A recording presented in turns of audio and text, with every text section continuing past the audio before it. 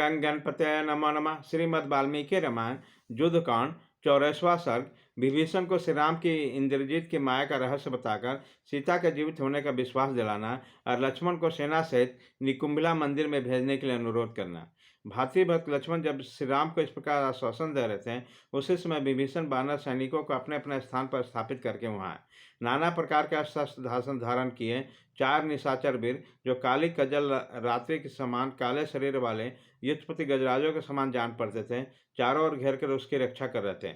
यहाँ आकर उन्होंने देखा कि महात्मा लक्ष्मण शोक में मग्न हैं तथा बानर के नेत्र भी आंसू से भरे हैं।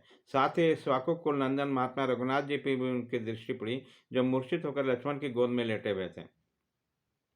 श्री रामचंद्र जी के लज्जित और शोक से संतप्त देखकर विभीषण का हृदय आंतरिक दुख से दीन हो गया। उन्होंने पूछा, यह क्या बात है? तब लक्ष्मण ने विभीषण की ओर मुंह देखकर कहा तथा सुग्रीव और दूसरे दूसरे बानों पर दृष्टिपात करके आंसू बहाते मन से में कहा, सौम्य, हनुमान जी के मुंह से कि इंद्रजीत ने सीता जी को मार डाला। श्री रघुनाथ जी तत्काल मूर्छित हो गए। इस प्रकार कहते हुए लक्ष्मण को विभीषण ने रोका और अचेत पड़े से रामचंद्र जी को निश्चित बात कही। महाराज, हनुमान जी ने दुखी होकर जो आपको समाचार सुनाया है, उसे मैं समुद्र को सोख लेने के समान असंभव मांगता हूँ।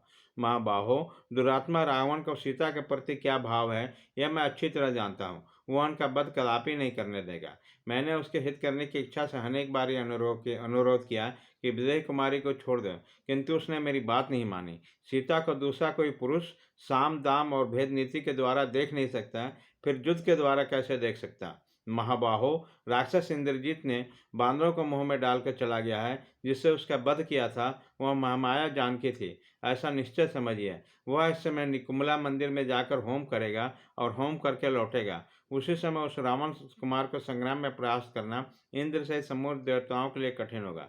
निश्चय ही हम लोग को मुंह में डालने के लिए वह माया का प्रयोग किया है। उसने सोचा होगा, यदि बानरों का पराक्रम चलता रहा तो मेरे इस कार्य में विघ्न पड़ेगा, इसलिए उसने ऐसा किया है।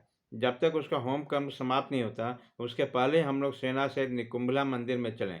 नरश्रेष्ठ, झूठे हुए प्राप्त इस संताप को त्याग दीजिए।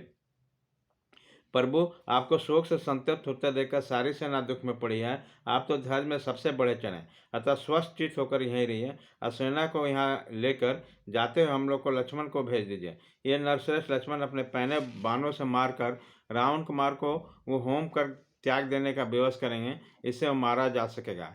लक्ष्मण के पहने बाण, जो पक्षियों के अद्भुत परों से युक्त होने के कारण बड़े वेगशाली हैं, कंक आदि क्रूर पक्षियों के समान इंद्रजीत के रक्त का पान करेंगे।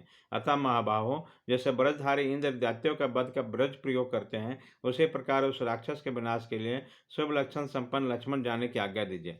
नरेश्वर, शत्रु का विनाश करने के लिए एक कालक्षेप करना उचित नहीं है, इसलिए आप शत्रु वध के लिए उसी तरह लक्ष्मण को भेजिए जैसे देवद्रोही दैत्य के विनाश के लिए इंद्र का ब्रज का प्रयोग करते हैं। वह राक्षस शिरोमणि इंद्रजीत जब अपना अनुष्ठान पूरा कर लेगा, तब सम्रांगण में देवता और असुर भी उसे देख नहीं सकेंगे। अपना कर्म पूरा करके जब वो युद्ध की इच्छा से रणभूमि में खड़ा होगा, उसी समय देवताओं भी अपने जीवन की रक्षा के विषय में महान संदेह करने लगेंगे। इसी प्रकार श्री वाल्मीकि निर्मित आर्ष रामायण आदि काम युद्ध कांड में 84वां सर्ग पूरा हुआ।